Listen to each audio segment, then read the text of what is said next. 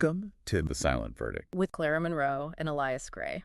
Most insane thing I've ever seen. Someone drop money all over the freeway.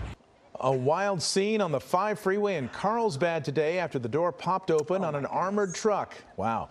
Bags filled with a large sum of money hit the pavement, the bills flying everywhere. Traffic came to a standstill as people stopped and scooped up all that cash. The CHP warning that those who took the money need to turn it in immediately. Think that'll happen? Anybody who tries to keep it could face criminal charges if they can catch it. You can see that there's a lot of video evidence of people stealing the cash from the freeway and picking it up. So I highly suggest that we're working with the FBI now. It's a joint investigation. If anybody picked up cash, then we ask you to bring it into the CHP office in Vista immediately. Well, they did catch 2 people. Officers say a man and a woman accused of picking up some of the cash were caught because they accidentally locked themselves out of their car. Ever wonder what happens when, I don't know, like $300,000 just appears on the street? It sounds like something straight out of a movie, doesn't it? Almost. Yeah, almost too weird to be true. But it actually happened. April 22nd, Oak Park, Illinois, right near Chicago. All right. Picture this. It's about 5:00 p.m., still light out, and there's a Brinks armored truck driving down South Austin Boulevard. Right, standard procedure. And then, somehow, the back door just swings open. Whoa. It just opens. The report actually said it opened by unknown means. Unknown means, which, you know, makes you pause right there. How secure is that truck? Seriously, you'd think. Well, anyway, what happened then? Well, what fell out was pretty incredible. 3 bags, estimated $300,000 cash. $300,000. Cold, hard cash. Now, imagine seeing that, because what happened next was just a total free-for-all. Oh, I bet. Dozens of people. The report says maybe 50, maybe even close to 100 people just swarmed the area, grabbing money, stuffing it anywhere they could, and then just vanishing. Some ran, others hopped in cars and just gone. That paints a picture. Just immediate, almost like primal opportunism. It really does. And it immediately brings up some pretty big questions, right? For sure. I mean, this isn't finding a $5 bill on the pavement. This is serious money falling off a security truck. Exactly. So legally, what even is that? If you grab some of that money, is it just your lucky day? Or is it something else? Yeah, that's the absolute core of it, legally speaking. There's a huge difference between finding something someone genuinely lost, maybe forgot somewhere. Right, like a dropped wallet or something. Exactly. Versus property that has clearly, undeniably fallen out of someone's, possession, especially an armored truck. Okay. Let's unpack that a bit. So if you find that wallet on a park bench, okay, maybe someone just lost it. But cash spilling from a Brinks truck? It's pretty obvious it wasn't just abandoned, right? It clearly belongs to someone. Taking it and running, is that technically theft? Well, the crucial thing legally is intent. Did you intend to deprive the rightful owner of their property? With money falling out of an armored truck, the argument that you thought it was just like abandoned refuse doesn't really fly, it clearly belongs to somebody, and taking it, knowing that. Yeah, that leans heavily towards theft. So who does own it then? In that moment? Is it Brinks? Is it the bank they were driving to? Legally, the ownership likely stays with whoever hired Brinks. So, yeah, probably the bank or business whose money it was. And Brinks, what's their responsibility when their truck just spills cash everywhere? Oh, they definitely have responsibility. Yeah. Their whole job is secure transport. Even if the door opened by unknown means, they're responsible for the loss under their contract. And you have to imagine their security protocols are getting a serious look right now. Okay, but you know that saying, finders, keepers, losers, weepers. Yeah, everyone knows that one. I bet a lot of those people grabbing cash were thinking exactly that. Finders, keepers. And that's a really common idea. But legally, it's mostly a myth. Especially when you can easily figure out who the owner is. So it doesn't apply here at all? Not really, no. The principle is the original owner keeps ownership. If you find something valuable, and, or should know, who it belongs to. You're supposed to return it? Legally, yes. You have an obligation to make a reasonable effort to return it. Picking up bags clearly marked or falling from an identifiable source like Brinks, well, you know who it belongs to. So all those people, could they actually get in trouble? Like charged with something, even now? Technically, yes. Authorities could press charges if they could identify the individuals. If they could identify them. That's the huge hurdle. You've got maybe 100 people, a chaotic scene, everyone scattering, identifying individuals, proving who took what.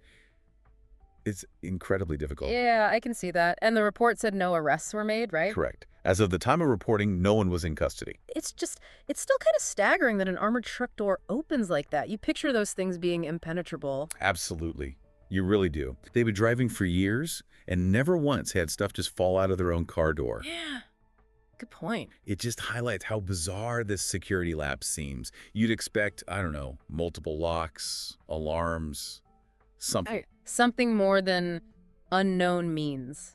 It really does make you wonder about the mechanics of it, but also the human side. Oh, totally. What makes dozens of people just instantly decide, yep, grabbing this, it's like this instant switch flips from normal behavior to something else. It's that age-old tension, isn't it? The sudden temptation of massive wealth versus, the rules. Legal rules, moral rules. And apparently this isn't even the first time something like this has happened. The report mentioned others. Yeah, it's not completely unprecedented, which is maybe even more concerning. What were the other cases? Well, back in November 2021, California, Interstate 5 near San Diego, similar story.